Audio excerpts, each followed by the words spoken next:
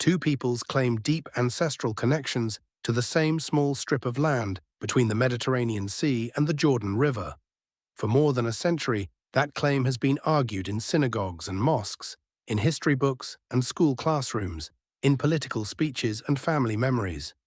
Archaeology has been invoked, sacred texts have been quoted, maps have been redrawn, and then, in the last 3 decades, a new kind of evidence entered the argument.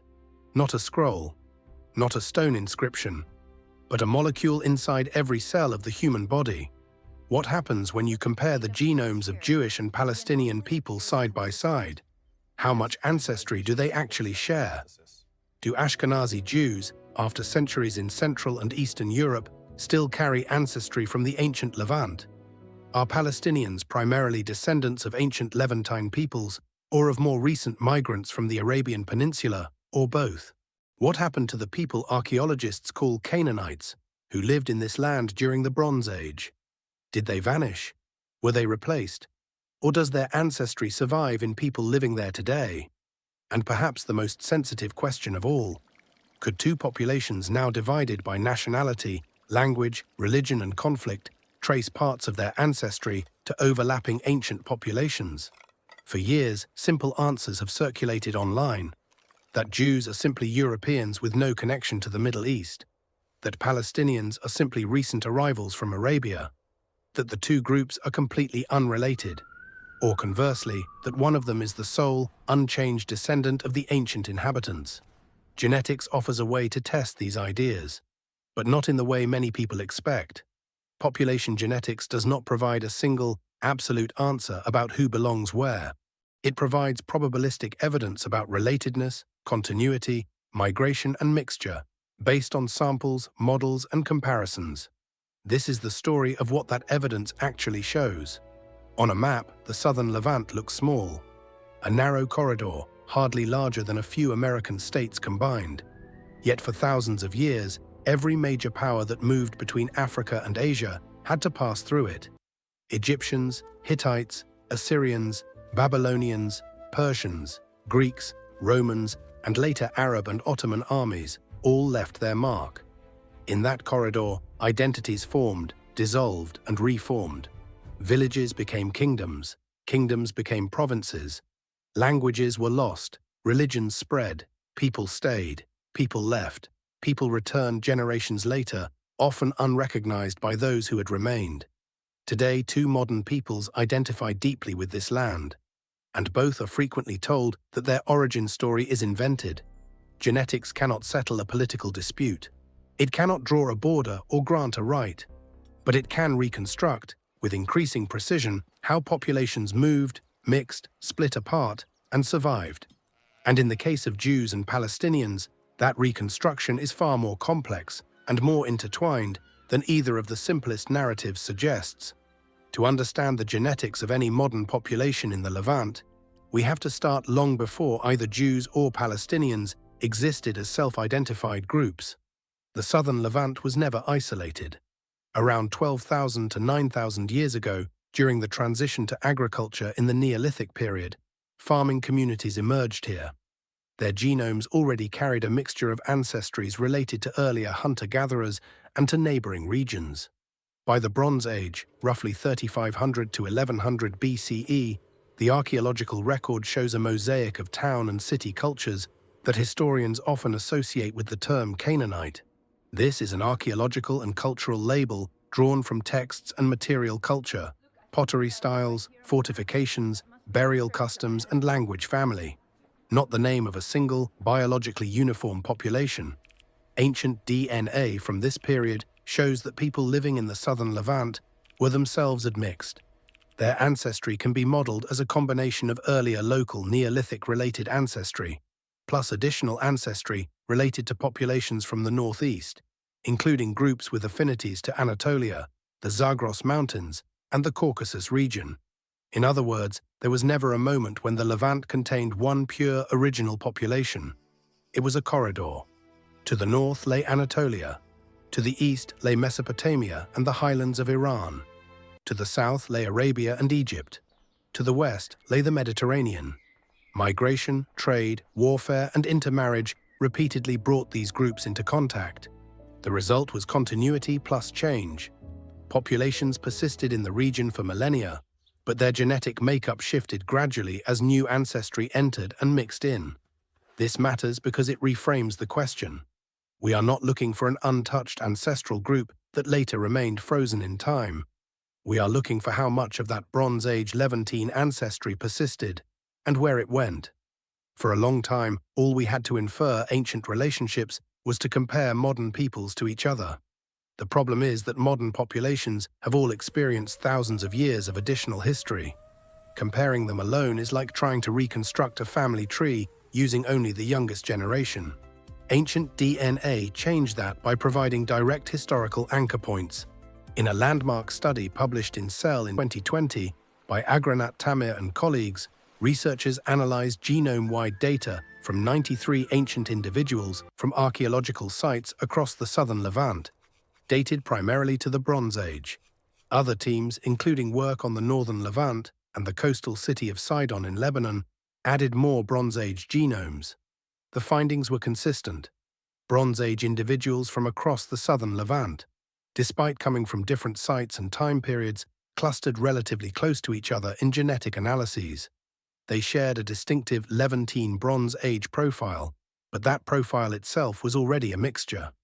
It combined earlier Levantine Neolithic ancestry with a substantial component related to northeastern groups from the Zagros and Caucasus region, consistent with gene flow that had entered the Levant during the Chalcolithic and early Bronze Age. These individuals were not identical to each other. There was variation, but they formed a broadly related group, distinguishable from ancient populations of Anatolia, Iran, Egypt, or the steppe at the same time. Crucially, the term Canaanite in these studies refers to people associated with Canaanite material culture during the Bronze Age. It does not mean the researchers found a single, homogeneous tribe. Think of it as a geographic and archaeological designation for a set of related populations who shared culture and substantial ancestry, but who were not genetically identical. The obvious next question was, what happened to this ancestry after the Bronze Age ended? As the Bronze Age collapsed around 1200 to 1100 BCE, major cities fell, trade networks broke down, and new groups appeared. In the highlands of the southern Levant, archaeological evidence shows the emergence of smaller Iron Age villages that in time would be associated with Israelites and Judahites. There has been intense debate about how this transition occurred. Religious tradition preserves a narrative of origin and migration. Archaeology suggests a more complex process. Many archaeologists and historians now conclude that a significant portion of the early Israelite population likely emerged from within the southern Levant itself, from people already living in or near Canaanite-associated communities, rather than from a complete external replacement. Material culture shows both continuity and change. Similar pottery traditions evolving, new settlement patterns, the gradual appearance of distinctive practices. Genetics cannot directly identify an Iron Age Israelite in the same way a text might, because ethnic identity does not map perfectly onto a genome. A useful principle in population genetics is this: cultural and ethnic identity can change dramatically without total population replacement. People can adopt a new language, new religion, or new collective name while most of their ancestry remains local. The evidence therefore points not to a stark break between Canaanites and Israelites, but to a transformation where a local population, plus some additional gene flow from neighboring groups, developed a new identity that would later have an extraordinary historical impact. The formation of the Jewish diaspora was not a single event. It was a process that unfolded over more than 1,000 years. Assyrian conquests in the 8th century BCE displaced populations from the northern kingdom of Israel. The Babylonian conquest in 586 BCE destroyed the First Temple and exiled elites to Mesopotamia. The Persian period allowed some return and rebuilding. Under Hellenistic and Roman rule, Jewish communities were already widespread around the Mediterranean, in Alexandria, Asia Minor, and Rome itself, decades before the destruction of the Second Temple in 70 CE. The revolts against Rome in 66 to 73 CE and 132 to 135 CE caused massive loss of life and further displacement. But there was no single expulsion that removed every Jew from the land. Historical demography suggests a gradual decline of the Jewish population in the region through a combination of war, enslavement, conversion, emigration, and later religious transformation, while Jewish communities simultaneously grew elsewhere. This long-layered dispersion raises a specific genetic question. After centuries or millennia living among other populations in Europe, North Africa, and the Middle East, under conditions of both isolation and interaction, how much ancestry connected to the Levant would remain, and how much new ancestry would be acquired? The earliest answers came from a very small part of the genome, the Y chromosome. Y DNA is passed from father to son, largely unchanged except for occasional mutations. It traces a single paternal line out of the thousands of ancestral lines that make up a person's full family tree. If you go back 10 generations, you have over 1,000 ancestors, but your Y chromosome traces only one of those lines. It does not represent your entire ancestry. In the late 1990s and early 2000s, teams led by researchers including Almut Nebel, Ariella Oppenheim, Karl Skorecki, and others compared Y chromosome variation in Jewish and non-Jewish Middle Eastern populations. They sampled Ashkenazi, Sephardic, and other Jewish groups, alongside Palestinians, Lebanese, Syrians, Druze, Bedouin, Kurds, Armenians, and Europeans. They focused on major West Asian lineages common in the region, particularly haplogroups J1, J2, and E1b1b. A haplogroup is a deep branch on the Y chromosome family tree, defined by specific mutations. It can be tens of thousands of years old, far older than any modern ethnic identity. What they found was striking. Jewish and Palestinian men frequently carried the same broad haplogroups, though at different frequencies. Haplogroup J1, for example, is common among Bedouin, Palestinians, and many Jewish groups, especially those with Middle Eastern paternal lines. Haplogroup J2 is common across the Levant, Anatolia, and Mediterranean, and appears in many Jewish, Lebanese, and Palestinian men. E1b1b sublineages also appear across this geography. The researchers concluded that many Jewish Y chromosome lineages have a Middle Eastern origin, and that Jewish and Palestinian paternal lines frequently overlap because they derive from shared or closely related West Asian source populations. What was sometimes exaggerated in media coverage was the idea that this proved Jews and Palestinians are identical, or that a particular haplogroup belongs exclusively to one group. It does not. These ancient paternal branches predate modern identities by thousands of years and are found across many Near Eastern populations. When the data are assembled, the paternal picture becomes clear and nuanced at the same time. On the one hand, a substantial proportion of Jewish and Palestinian Y chromosomes can be traced to overlapping ancient West Asian populations. This is not surprising from a historical perspective. Both groups have deep roots in the Near East. On the other hand, the populations are not identical.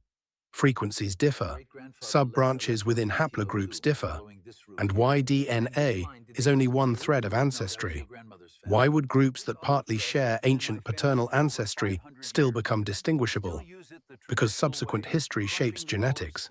Once communities become endogamous, marrying largely within the group for religious or cultural reasons, founder effects become powerful.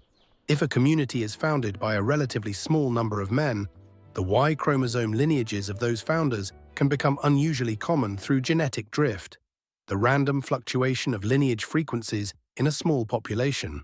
Add to that bottlenecks, where a population shrinks dramatically and then expands, conversion events where outsiders join, and gene flow from neighbors, and you get divergence even with shared origins.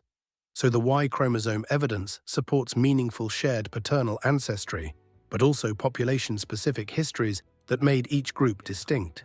No Jewish population has generated more public confusion than Ashkenazi Jews, whose ancestors lived extensively in Central and Eastern Europe. Two simplistic claims dominate public debate: that Ashkenazi Jews are descendants of Europeans who converted and have no Middle Eastern ancestry, or that they are an unchanged transplanted Levantine population with no European admixture. Genome-wide studies, which examine hundreds of thousands of markers across all chromosomes, the autosomal DNA that represents the bulk of ancestry, show that neither extreme is supported. Research by Doron Behar, Harry Ostra, Atzmon, Shai Karmi, and many other groups, using different samples and statistical methods, consistently finds that Ashkenazi Jews carry substantial ancestry with affinities to Middle Eastern and particularly Levantine-related populations, plus substantial ancestry related to European populations, especially Southern and to a lesser extent Eastern European sources.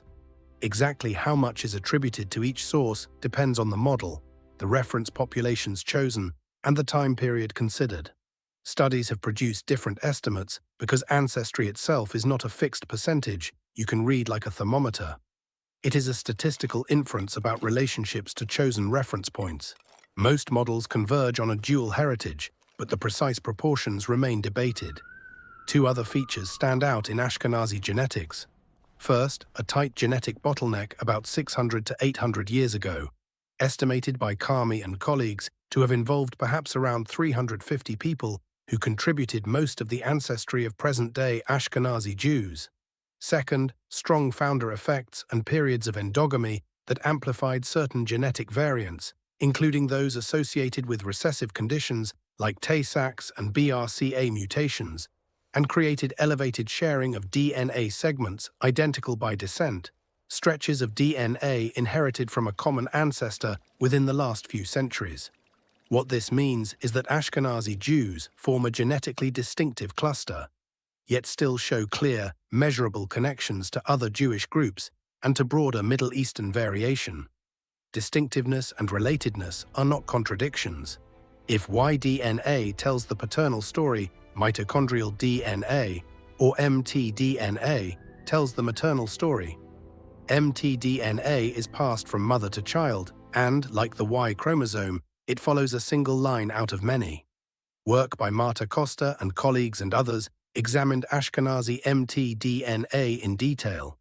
They found that several of the most common maternal founder lineages in Ashkenazi Jews have affinities to European populations, in some cases with deep roots that likely predate the Ashkenazi community itself, while other lineages show Near Eastern origins.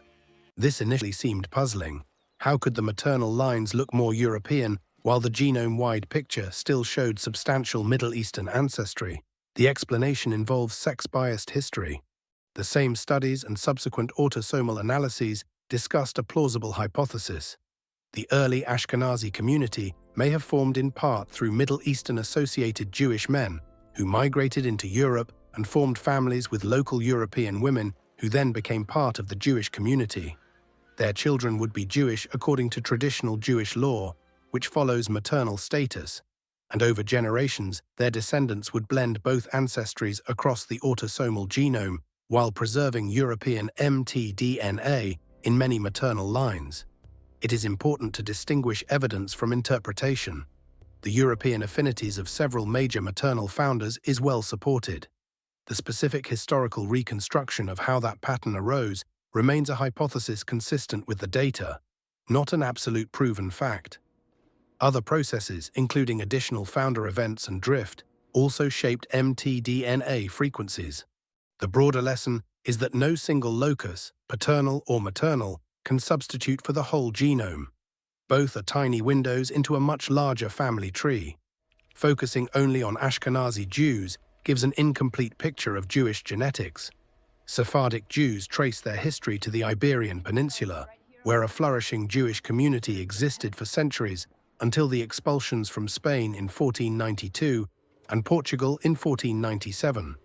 Many Sephardic Jews resettled in North Africa, the Ottoman Empire, including what is now Turkey, Greece and the Balkans, Italy and the Levant.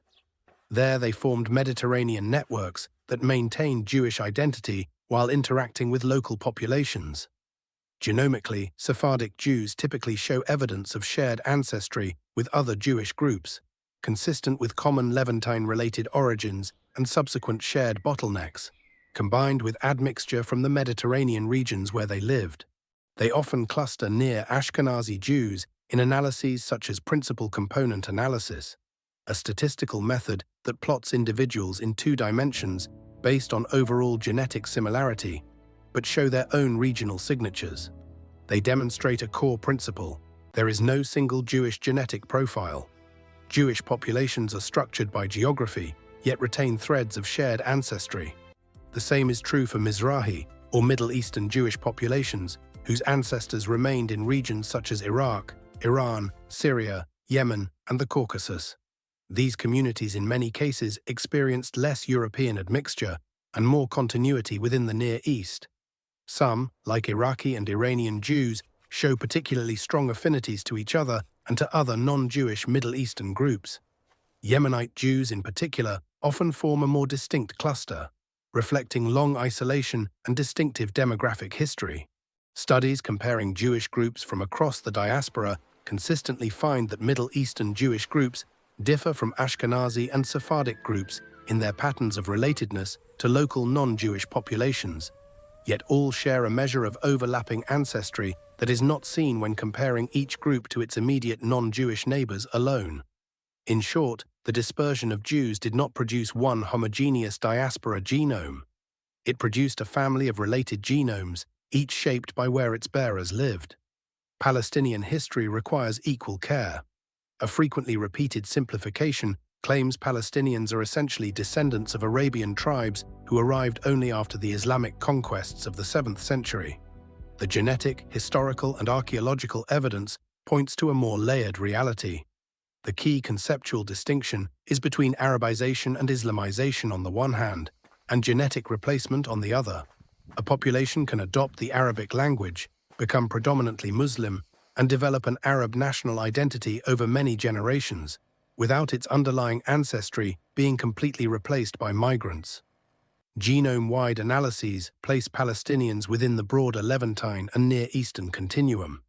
They typically cluster with other Levantine Arabic-speaking populations, such as Lebanese, Syrians, and Jordanians, and show substantial ancestry best modeled as related to long-term Levantine populations of the Bronze Age and subsequent periods. This suggests considerable population continuity in the region. At the same time, Palestinians, like all Levantine groups, also carry evidence of additional layers.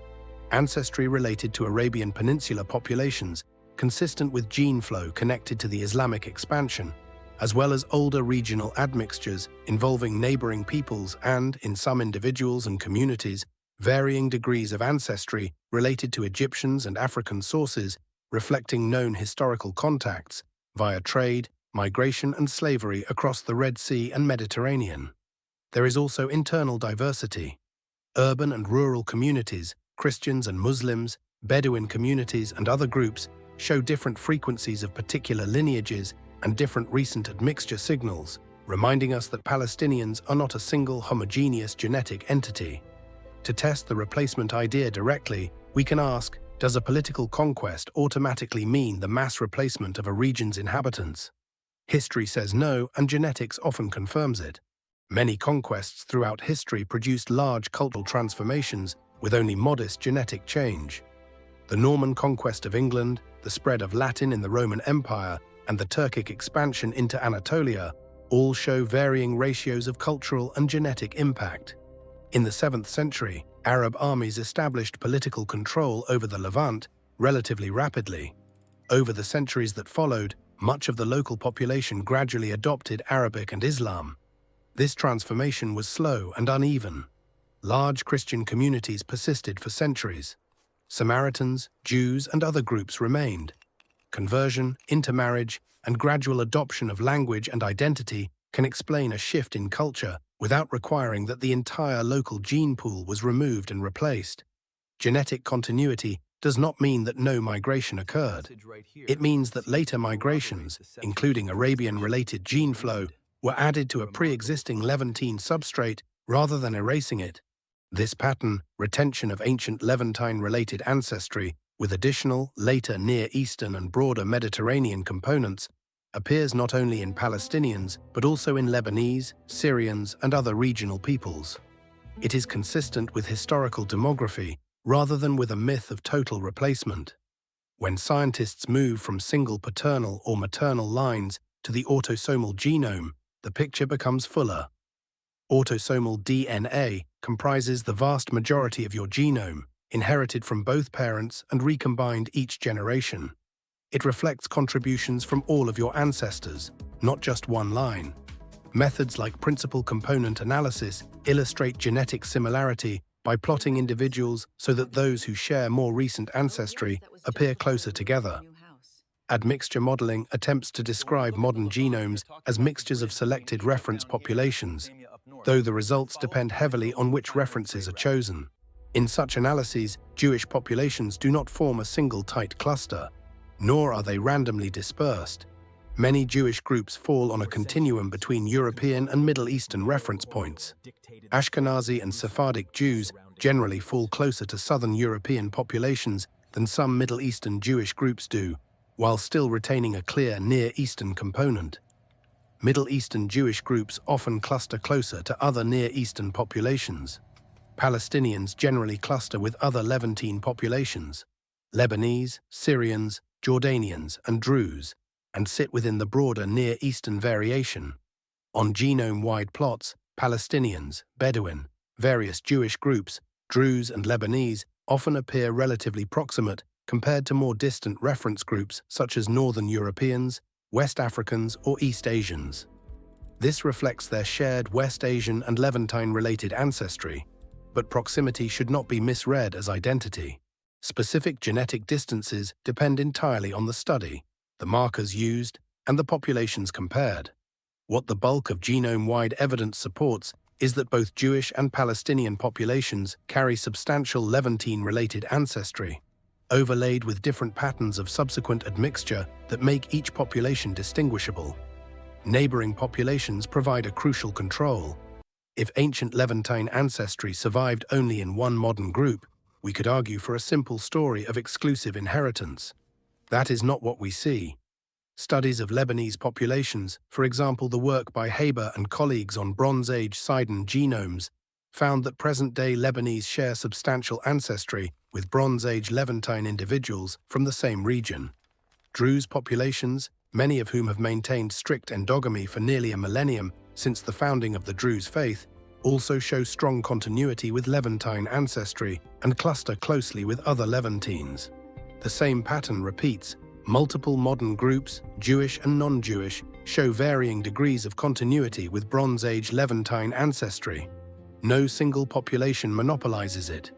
This is what we would expect from a region that was continuously inhabited but repeatedly admixed.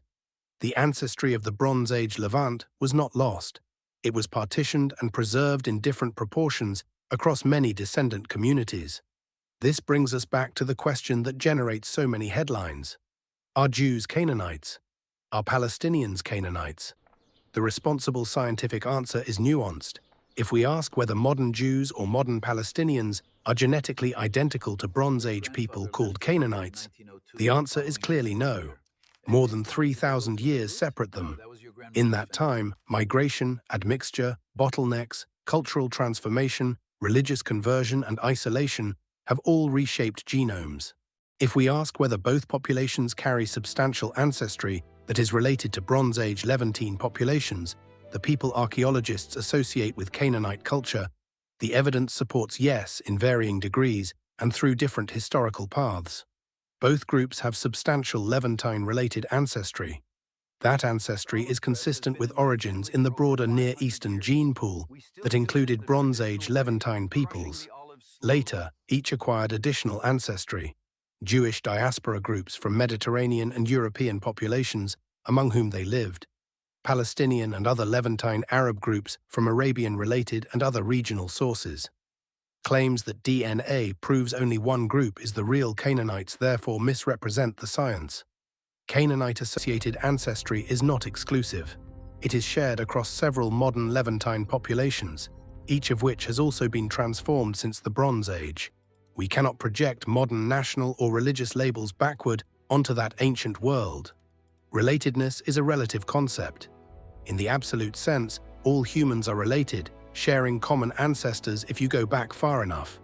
The useful scientific question is not whether two groups share any ancestry, but whether they share more than expected compared to other relevant comparison populations. Compared to distant global references, Jews and Palestinians are both part of the broader West Asian genetic continuum and are therefore more closely related to each other and to other Levantines than either is to populations without recent West Asian ancestry. Compared to each other at a finer scale, they are distinguishable. Jewish groups, particularly Ashkenazi Jews, often show specific European-related ancestry components and distinctive bottleneck signatures not seen in Palestinians in the same way. Palestinians often show a stronger Arabian-related component and a different pattern of recent regional admixture. Within each label, there is also internal variation. It is also inaccurate to claim that every Jewish individual is closer to every Palestinian individual than to every non-Jewish European. Population genetics deals with averages and distributions. Two populations can overlap substantially in their deep ancestry, while individuals within each population vary. Generalizations about individuals based on group averages will often be wrong. The correct framing is that Jewish and Palestinian populations are not completely unrelated and not identical. They descend partly from overlapping ancient West Asian and Levantine source populations, but subsequent histories of dispersion, endogamy, and regional mixing have made them genetically distinct in measurable ways. Much online misinformation comes from a misunderstanding of haplogroups. A haplogroup such as J1, J2, or E1b1b is not an ethnic badge. It is a deep paternal lineage defined by mutations that may have arisen 10,000 to 30,000 years ago. Its sub-branches or subclades arose at different times and spread to different places. A single haplogroup can be found in Arabs, Jews, Kurds, Berbers, Greeks, and many others, because it predates all those identities. Saying J1 means Arab or J2 means Jewish is like saying the surname Smith proves you are American. The lineage may be common in a population, but it is far older and more widely distributed than any one modern nation. What matters is not just presence of a haplogroup, but the specific subclade, its frequency, its time depth, and its geographic distribution. Even then, frequency changes can be dramatically shaped by founder effects and drift. A small founder population can accidentally make a rare lineage common, creating an impression of exclusivity that is really just history and chance. This is why credible population geneticists emphasize autosomal, genome-wide evidence and models that integrate ancient DNA rather than haplogroup frequencies alone. If you have taken a commercial ancestry test, you may have noticed that your percentages shift when the company updates its algorithm. That is not a flaw in the science. It reveals what those percentages actually are. Commercial categories like Levantine, Jewish, or Middle Eastern are not biological entities frozen in time. They are statistical constructs. A company defines reference panels, samples it believes represent certain ancestries, and then estimates which panels your DNA most resembles. If it changes the panels, your results change. These tests are also limited in time depth. They are generally designed to capture admixture within the last few hundred to perhaps a couple thousand years, not to assign deep Bronze Age identity. And they cannot determine modern political rights. Identity involves language, religion, culture, family history, and self-identification in ways DNA does not encode. Genetics can tell us about biological ancestry and population structure. It cannot tell us who rightfully belongs to a land, who should have sovereignty, or whose cultural identity is legitimate. Those are legal, ethical, and political questions decided by human beings, not by base pairs. The most powerful advances in the last decade have come from ancient DNA itself. Instead of only comparing modern Palestinians to modern Jews to modern Lebanese, researchers can now compare all of them to actual Bronze Age genomes. This anchors models in real historical variation, rather than inferring it solely from the present. Ancient DNA from sites across the southern Levant, from coastal Sidon, and from surrounding regions in Anatolia, Iran, and the Caucasus has made it possible to track how components shifted over time.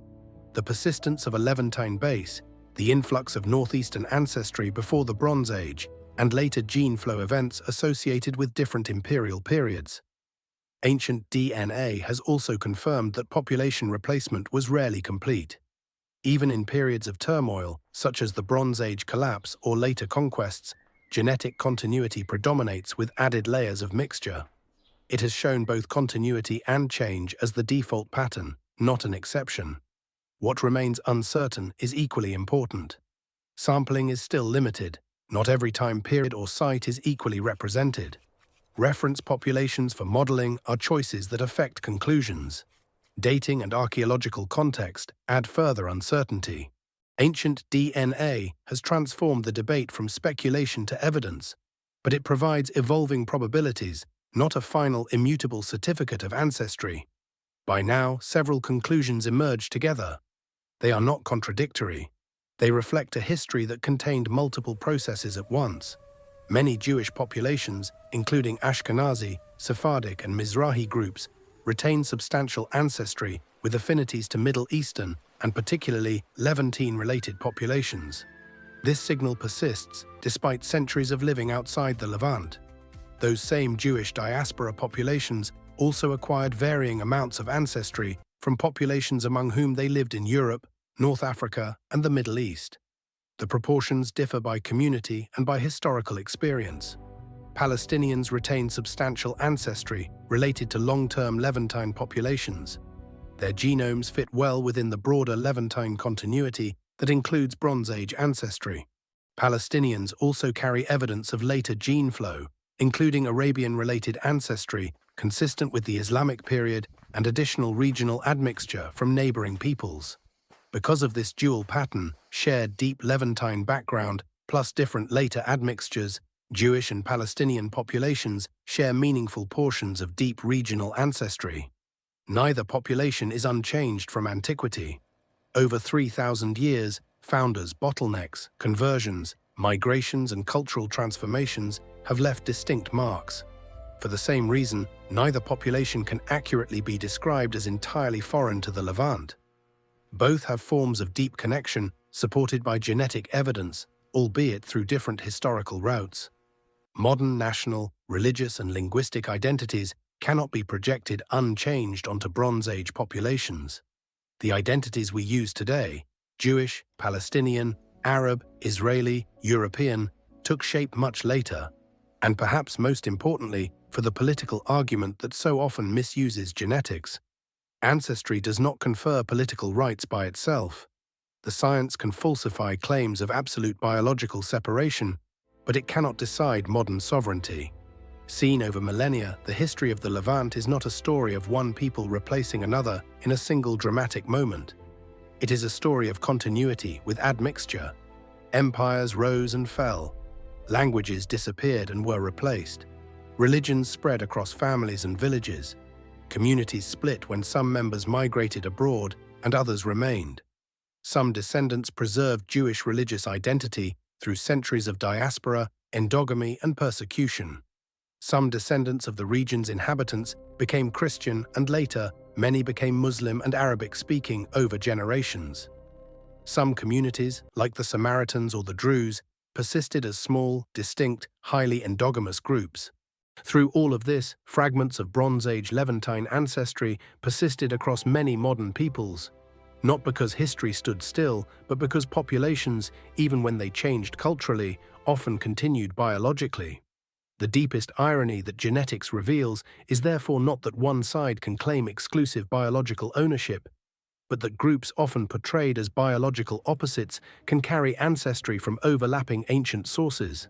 Their histories diverged far more dramatically than their genomes did. This does not make them the same people today. Culture, history, and lived experience have made Jews and Palestinians distinct peoples with distinct national identities. Genetics does not erase that distinction. What it does is expose the impossibility of claims that they have no historical relationship to each other or to the land they both consider ancestral. So what does DNA actually reveal about Jews and Palestinians when we set politics temporarily aside? It does not reveal that they are exactly the same people. Jewish populations, particularly those with long histories in Europe and the broader Mediterranean, carry distinctive demographic signatures, bottlenecks, and admixture events that set them apart. Palestinian populations carry their own distinctive patterns of continuity and later regional admixture that set them apart as well. Anyone who claims genetics shows complete identity is misreading the data. It also does not reveal that they are completely unrelated. Genome-wide Y chromosome and ancient DNA evidence consistently shows that both carry substantial ancestry related to Bronze Age and later Levantine populations. That shared substrate is real, measurable, and consistent across independent studies using different methods and samples. Anyone who claims one group has no genetic connection to the historical Near East, or that the two groups share nothing beyond recent chance, is also contradicting the evidence. Instead, the science supports a more demanding but more accurate narrative. Both populations emerged through different historical paths from a complicated ancestral landscape that was already admixed before either modern identity existed. One branch, the ancestors of many modern Jews, experienced extensive diaspora, centuries of residence in diverse regions, incorporation of varying degrees of local ancestry through intermarriage and conversion, long periods of religious endogamy, severe bottlenecks that amplified founder lineages, and later migrations that brought many descendants back to the Levant. Another branch remained largely in or near the Levant, maintaining direct long-term continuity in the land, undergoing gradual cultural transformations including Arabization and Islamization, absorbing later Arabian-related and other regional gene flow, while preserving a substantial portion of the earlier Levantine heritage. Their histories diverged, their languages diverged, their religions diverged, their collective memories diverged, but parts of their deeper ancestry overlap because that ancestry traces back to the same small dynamic corridor where human populations had been mixing for thousands of years before anyone used the names we use today. That complexity matters because simplistic genetic arguments are often weaponized. On one side, the claim that genetics disproves any connection between Jews and the Levant ignores the consistent Middle Eastern signal in many Jewish groups. On the other side, the claim that genetics disproves Palestinian rootedness in the Levant ignores the substantial Levantine continuity in Palestinians. Both extremes require genetics to be something it is not: a deed of ownership, an unchanging biological passport, a divine verdict. The genome is not that. It is a record of relatedness, continuity, and mixture, shaped by chance, migration, and choice. It can tell us that claims of absolute biological separateness are historically and scientifically untenable. It cannot decide borders. It cannot determine sovereignty. It cannot assign rights. It cannot measure suffering. It cannot validate or invalidate a person's cultural identity or their attachment to home. Long before anyone called themselves Israeli or Palestinian, Jewish or Muslim, Arab or European, generations of people were already living, moving, mixing, and burying their dead in the hills and valleys between the river and the sea. Their DNA did not vanish. It was dispersed, thinned, recombined, and passed on in different proportions to multiple peoples living today. The mystery that began as a question about who is truly related to whom ends, as good scientific mysteries often do, not with a simple winner, but with a more human truth. The past is more shared than the present allows us to easily admit, and the genome remembers connections that politics prefers to forget.